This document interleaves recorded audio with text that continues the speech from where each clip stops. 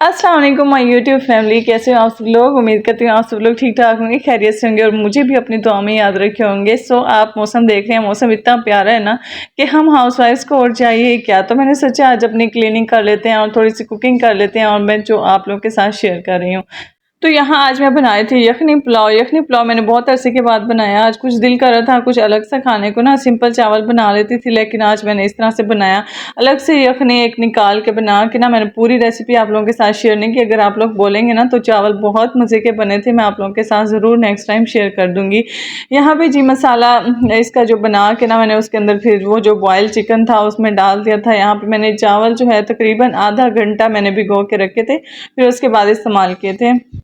यखनी को भी मैंने छलनी से छानना सही समझा, क्योंकि इसमें थोड़े बहुत जो चीज़ें होती हैं ना उनका टेस्ट तो हमारी यखनी में आ चुका होता है, फिर उसका कोई फ़ायदा नहीं होता, वो फिर इस तरह से घिचमिच हो जाती है। इस वजह से मैं इसको ज़रूर ही छान लेती हूँ और ऐसी ही बेस्ट रहती है। चावल आधा घंटा भिगोने से ये होता है कि आपको ना बिल्कुल डबल पानी नहीं डालना पड़ता है। यहाँ पे जितनी यखनी आपके पास आ गई और पानी आप दूसरा भी ऐड कर सकते हैं। तो यहाँ पे मैंने 1 गिलास चावल लिए थे और इसके बाद जी मैंने इसमें पानी डाला था 1.5 गिलास। आधा गिलास मैंने छोड़ दिया था क्योंकि आधा घंटा पहले चावल भीग चुके थे। अच्छा, मेन चीज़ जो है इस मसाले के अंदर मैंने दही डाली है, 1 कटोरी दही, उस वजह से ना इसका टेस्ट बहुत अच्छा था।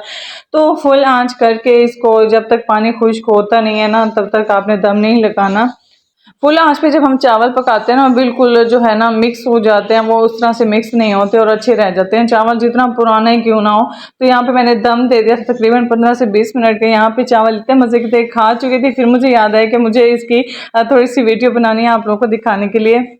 फिर जी रात को इसी तरह से आज मैंने लेट नाइट ये कुकिंग की थी हस्बैंड की फरमाइश पे, और रात को इस तरह से मैं बर्तन छोड़ के ना सो गई थी। थकावट बहुत और गर्मी, जैसे कि आप लोगों को मालूम है, गर्मी की वजह से ना मैं एकदम से बाहर आया, मुझे नींद आ गई। तो अब मैं ये सुबह अपनी जो है क्लीनिंग स्टार्ट कर रही थी। नाश्ते के बाद ही मैंने पहले तो नाश्ते किया, भूख कितनी लगी होती है, उसके बाद ही मैंने कहा कि चलो आज कोई नहीं, आराम से ही कर लेते हैं। आज मौसम तो वैसे ही अच्छा है, थोड़ा सा रेस्ट कर, कभी कभार जब मौसम अच्छा होता है ना तो फिर खुद को भी रिलीफ दिया करें।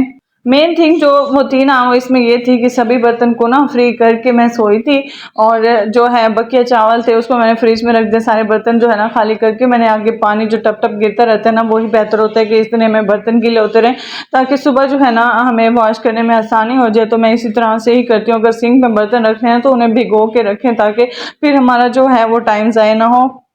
अब ये कढ़ाई पे ना बहुत सारे इस पे जो पॉलिश थी ब्लैक कलर की जो होते हैं इस तरह के बर्तनों पे ना, अब मुझे बहुत सी चिढ़ आती है इससे, लेकिन ये ख़त्म ही नहीं हो रही। मुझे आप लोग सोल्यूशन बताइएगा, कोई सोल्यूशन हो आपके पास कि बिल्कुल ख़त्म हो जाए। मैं ऐसा क्या इस पे इस्तेमाल करूँ, मुझे इस चीज़ की समझ नहीं आती। और कहते हैं ना कि ये कैंसर सेल्स का बाइस बन रहे हैं, कैंसर वैसे भी आजकल जैसे बहुत आम हो रहा है। तो अपनी चीज़ों का हम इस तरह से ख्याल रखें, इसके जो छोटी मोटी पॉलिश और इसके ज़रात होते हैं ना हमारी खुराक में मिलते रहते हैं। तो अब कढ़ाई इतनी अच्छी है कि दिल नहीं करता है इसको छोड़ने को, लेकिन मैं कहती हूँ कि इसके ऊपर ही से पॉलिश उतार ली जाए। उसके बाद ये स्पून स्टैंड भी था, काफ़ी दिन हो गए थे इसको भी वॉश नहीं किए थे, और एक एक चम्मच निकालना ना थोड़ा टाइम वेस्ट लगता है मुझे। तो फिर मैं ऊपर से ही ऐसे कर लेती हूँ जल्दी, और हर टाइम तकरीबन वॉश करती रहती हूँ ना, तो फिर चम्मच तो वैसे ही रोज़ धुल रहे होते हैं, बस स्टैंड ही करना होता है। मैं थोड़ा सा यही थोड़ी सी आलस कर जाती हूँ, लेकिन फिर धो तो अच्छा लेती हूँ ना, तो आप इस तरह से ही कर सकते हैं। तो सभी इसके ऊपर से ऐसे मैं साबुन लगा के इसको वॉश कर लेती हूँ, फिर इसको अपनी जगह पे रख देती हूँ बिल्कुल एंड कोने में। जैसे ही मैं आज सुबह सवेरे उठी ना, तो मुझे यही था कि मुझे आज घर के काम करने हैं, क्योंकि मैंने देखा कि आज कुछ मौसम ठंडा लग रहा है, और वैसे भी न्यूज़ में आ रहा था कि आजकल जो है ना 1-2 दिन मौसम अच्छा रहेगा। तो उस चीज़ से फ़ायदा उठाते हुए, जो काम गर्मी की वजह से आपसे नहीं हो रहे थे ना, तो इस चीज़ का फ़ायदा उठाते हुए अपनी कुछ इस तरह से अपनी रूटीन सेट किया करें। तो मैं भी आप लोगों की तरह एक सिंपल सी हाउस वाइफ हूँ, और मुझे जो कुछ समझ आता है मैं आप लोगों के साथ शेयर करती हूँ। ये ज़रूरी नहीं कि मैं कोई ऐसी वैसी हूँ, मैंने होम मेकिंग में डिग्री ली हुई है, लेकिन नहीं, कुछ कुछ तरीके होते हैं हमें जिससे हमारी रूटीन, हमारी टाइम मैनेजमेंट जो है ना वो ऑल सेट रहती है। ये चीज़ हमारे सलीके में आती है। और यहाँ पे आज मैंने सोचा कि मैं अपने रुमाल भी वॉश कर लेती हूँ। पहले मैंने इसमें सर्फ डाला, फिर थोड़ा सा मैंने इसमें नमक डाला, और इससे मुझे लगता है कि ज़्यादा अच्छे धुलते हैं। पहले मैं सिर्फ सर्फ से धोती थी, और इसके बाद ये जो चिमटा हर टाइम रोटियाँ बनाते रहते हैं, तो आज मौका होता है जिस दिन रुमाल वॉश करने हो उस दिन रुमालों के साथ ही इसको भी उसमें ठहरा देना। तो बहुत सारी डस्ट इससे बहुत सारी डस्ट नहीं, जो कुकिंग मटेरियल इस पर ना चिपक जाते हैं इस तरह से। वो जो हमारी डोई होती है खाने वाली, इस तरह से जितने भी आपके पास है ना वुडन स्पून्स हैं, वो आप सब चीज़ें इसके अंदर रख सकते हैं, और फिर इसकी मैल उतरता देखें कितने अच्छे और साफ़ सुथरे हो जाते हैं। तो पहले मुझे इसके अंदर नए वाले रुमाल डाल के ना मैंने थोड़ी देर इसको वो करके बाहर निकाल लिया था, ताकि नए जो हैं वो नए रहें, उनका कलर ना उतरे। फिर उसके बाद मैंने पुराने रुमाल डाले थे। इसको अच्छी तरह से इसमें आपने भिगो के ठहराना है और सिर्फ 5 मिनट आपने इसको अच्छे से बॉयल करना है। उसके बाद जी मैंने नए रुमाल जो है उनको अच्छी तरह से वॉश करी थी। यहाँ पे मेरा हार्ड पार्ट भी मैला था काफ़ी दिनों से, मैंने सोचा इसके अंदर निकाल लेते हैं। और इसके साथ ही इसी पानी के साथ मैंने जो है वो अपनी चंगेरियां भी धोना सही समझी, क्योंकि अगर हम इन चंगेरियों को किसी पानी में भिगो के रखें ना तो उससे इनका ज़्यादा कलर ब्लैक सा हो जाता है। आप ये ज़रूर माइंड कीजिएगा कि ये ज़रूर होता है, अगर आप ज़्यादा देर भिगो के रखते हैं ना किसी मैले पानी में तो उसका वही रंग चढ़ जाता है। तो अगर आपने चंगेरियों का कलर चेंज नहीं करवाना, इस तरह से जो हैंडमेड होती हैं, तो उनको फ़ौरन से धो के और उसी टाइम सुखाना होता है। थोड़ा सा मैंने इसके ऊपर ब्रश मार दिया, क्योंकि रोटी के मटेरियल कुछ ज़रात कुछ सालन वगैरह जैसे बच्चे गिरा देते हैं ना, तो वो इस पे चिपके होते हैं, ज़्यादा तो नहीं होता। और हार्ड पार्ट को जो इसी सरफ से मैंने जब वॉश किया ना, और फिर इतना मज़े का ये वॉश हो गया। अच्छा, इसी पानी के अंदर ना आप कुछ और चीज़ें भी कर सकते हैं जो भी आपको किचन में समझ आती हैं, जिस तरह के किचन का ये जो बेसन होता है और बाकी चीज़ें भी कुछ आप लोगों को जिस तरह से भी समझ आती है, जिस तरह मैंने आप लोगों को बस आइडिया दे दिया है। और मैंने फिर धोया एंड में हार्ड पार्ट। इसके साथ ही जो पानी यहाँ पे बच जाता है, मैं दूसरे रुमाल भी धो के उस पानी में आप इस तरह के स्पंजेस डाल सकते हैं। और ये स्पंजेस यकीन माने इतनी ज़्यादा सफ़ेद हो गए थे और साफ़ हो गए थे ना, लगे हाँ। तो मैंने ये सोचा कि आज मैं ये बेसन भी अपना क्लीन कर लेती हूँ। तो कुछ दिन पहले जब मैंने आप लोगों के साथ शेयर किया था, मैंने इस किचन का जब रीमेक ओवर किया था, तो इसके साथ मैंने इसकी जो टैब्स हैं उस पर तेज़ाब डाल के ना इन्हें अच्छी तरह से वॉश किया था। लेकिन इसके साथ ही बेसन मेरा ख़राब हो गया था। मुझे समझ नहीं आ रही थी कि मैं इसको कैसे सेट करूँ, लेकिन फिर भी मैंने बहुत अच्छे से कोशिश की है कि सेट हो जाए। लेकिन अगर किसी के पास 100% वाला सोल्यूशन है ना कि इस तरह के स्टेन्स किस तरह से उतरेंगे, जितनी कोशिश करने के बावजूद भी नहीं उतरते, तो मैंने रेड हार्पिक लिया और उसको इस पानी में मिक्स करके ना फिर कोशिश की कि उतर जाए, लेकिन बहुत ही हल्का हो गया था, बिल्कुल नहीं उतरा। तो मैं कहती हूँ मेरा जो ये बेसन है ना बिल्कुल साफ हो जाए।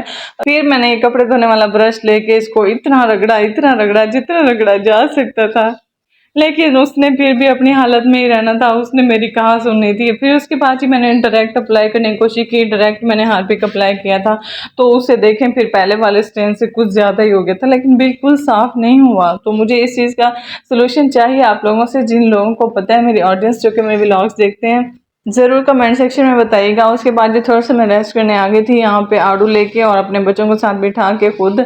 और इस तरह से खाना ना मुझे बहुत अच्छा लगता है, जैसे वक्फे से जब खाने का टाइम नहीं हो तो दरमियान में कोई ना कोई फ्रूट हो, इससे हेल्थ भी आपकी अच्छी रहती है और डाइजेस्टिव सिस्टम आपका अच्छा रहता है।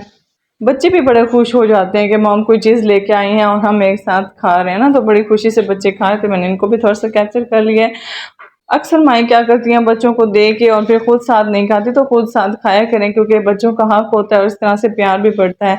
उसके बाद जी हस्बैंड के अचानक से कॉल आई कि जी मेरे कपड़े प्रेस कर दो, तो मैंने सोचा कपड़े प्रेस कर लेती हूँ। उसके बाद मैं फिर जाऊँगी किचन में अपने दोपहर के खाने के लिए।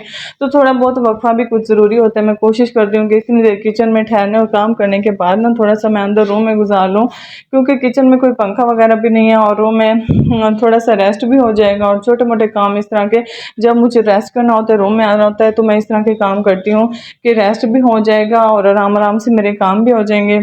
अच्छा, पहले ना मैं कपड़े इकट्ठे प्रेस कर लेती थी, लेकिन आजकल तो मुझसे हो ही नहीं रहे। मैं बस किचन में थोड़ी देर जाती हूँ, मुझे इतनी ज़्यादा गर्मी लग जाती है कि मुझे फिर इस तरह से ही ये प्रेस करना भी ऐसे है जैसे चूल्हे पे बंदा जाता है, इतना ही सेक आ रहा होता है। ये मेरे बरामदे में पड़ा हुआ है ये टेबल, और यहाँ पे भी इतनी ही गर्मी होती है, कोई फैन जिस तरह से नहीं है।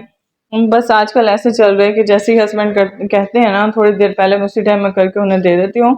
और डेली जो है ना ड्रेस तो वैसे ही चेंज होते हैं। एक बात ऐड कर दूं, अगर आपके ड्रेस पुराने हैं ना तो उनको तो ज़रूर प्रेस किया करें, और क्योंकि पुराने ड्रेस जो है ना वो प्रेस करने से अपनी कंडीशन से ज़्यादा अच्छे लगने लग जाते हैं। थोड़े से रेस्ट के बाद फिर मैं गई अपने किचन में। मैंने सोचा कि अपने स्लैब भी साफ़ कर लूँ और इसके बाद जी बाकी जो है खाने की तैयारी करनी है। ओके जी, मेरा आज का व्लॉग यहीं तक था। अगर आप लोग को मेरा व्लॉग पसंद आया होगा और कुछ क्लीनिंग टिप्स पसंद आए हो ना, व्लॉग को ज़रूर लाइक कर दीजिएगा और कमेंट सेक्शन में ज़रूर बताया करें आप लोगों को मेरा व्लॉग किस तरह लगा है। नेक्स्ट व्लॉग लेने के लिए आपने बेल आइकन भी प्रेस करना है, ताकि हर नए आने वाली वीडियो का नोटिफिकेशन आपको ज़रूर मिलता रहे। अल्लाह हाफिज़।